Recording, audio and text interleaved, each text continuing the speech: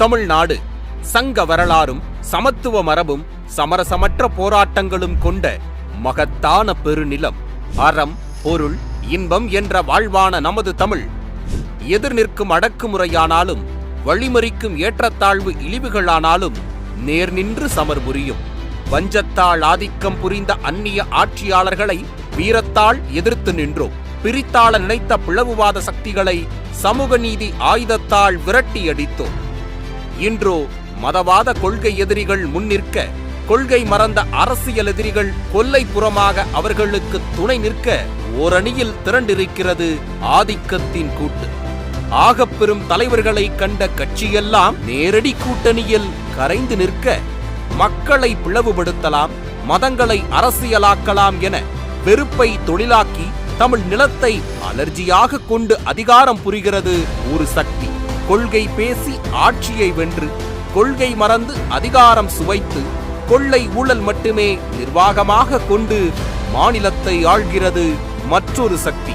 NEET முதல் நிதி ஆயோக் வரை சமரசம் செய்து, கச்சத்தீவு முதல் கட்சி கொள்கை வரை தாரை வார்த்து, விவசாயிகள் போராட்டம் முதல் காவல் நிலைய மரணங்கள் வரை சர்வாதிகாரம் புரிந்து, வக்பு திருத்த சட்டத்திற்கு எதிராக கேரளாவை போல் அரசு சார்பில் வழக்கு தொடுக்காமல் அமைதி காத்து, ஒன்றிய ஆதிக்கத்தை மறைமுகமாக முன்னெடுத்து வருபவர்கள் மறந்தார்கள் இந்த மண்ணையும் மக்களையும்.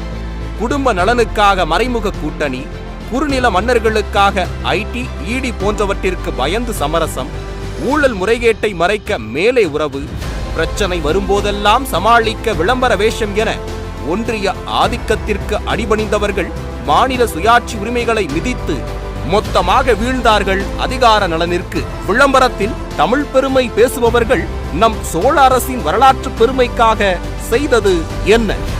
அன்று கோபேக் மோடி என்று போராடியவர்கள் இன்று வெள்ளைக்குடையுடன் வரவேற்க காரணம் என்ன? அப்போது பிரதமர் வருவதை துக்க நாள் என்றவர்கள் இப்போது பெருமை என்று சொல்வது யாருக்காக?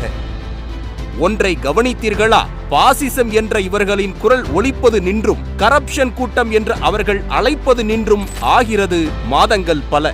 நிஜத்தில் ஓரணியில் திரண்டிருக்கிறது ஆதிக்கம். நிலத்தில் அதை எதிர்த்திட மக்கள் அணி வேண்டும். மக்கள் பக்கம் நிற்கும் மக்கள் தலைவன் வேண்டும். மக்கள் அரசியலை வென்றிட நாம் திரள வேண்டும். பிளவுவாத மற்றும் பிழைப்புவாத சக்திகள் இருவரையும் அதிகார அணியிலிருந்து வெளியேற்றிட இதோ களத்தில் நிற்கிறது மக்களின் வெற்றி பேரணி. கொள்கை தலைவர்களையும் கொண்ட நேர்மையையும் மட்டுமே ஏற்று மக்களோடு நிற்கிறார் வெற்றி தலைவர் விஜய். சர்வாதிகாரத்தின் ஓரணி நீங்கள், தமிழ்நாட்டிற்கான வெற்றி பேரணி நாங்கள். பாசிசம் கேட்கும் ஒருமை நீங்கள், ஜனநாயகத்தின் பன்மை நாங்கள். ஜனநாயகம், சமத்துவம், சமதர்ம சமூக நீதி, மதசார்பின்மை, மாநில தன்னாட்சி, இருமொழிக் கொள்கை, அரசியல் தலையீடு அற்ற அடிப்படை உரிமைகளை நிலைநாட்டும் நிர்வாகம், பகுத்தறிவு சிந்தனை மனப்பான்மை, தீண்டாமை ஒழிப்பு, இயற்கை வள பாதுகாப்பு, போதையில்லா தமிழகம் என்ற மக்களுக்கான அரசியலை சாதி, மதம், இனம், மொழி, பாலினம் போன்ற வேறுபாடுகள் பாராது எல்லாருக்கும் எல்லாமுமான அரசியலை, டெல்லியின் ஆதிக்கத்திற்கு அடிபணியாமல் மாநில சுயாட்சியின் வாக்குறுதிகளையும் ஊழலற்ற நேர்மையான நிர்வாகத்தையும் அடைவதற்காக தமிழக வெற்றி கழகத்தோடு குடும்பம் குடும்பமாக ஒன்றுபடுவோம். வெற்றி தலைவர் இங்கே, நமக்கான களம் இங்கே, நாம் வெல்வதற்கான காலம் இங்கே. இனி ஊருக்கு ஊர், வீதிக்கு வீதி, வீட்டுக்கு வீடு, வெற்றி பேரணியில் தமிழ்நாடு. அனைவரும் இணைவோம், களம் காண்போம், லட்சியத்தை வெல்வோம்.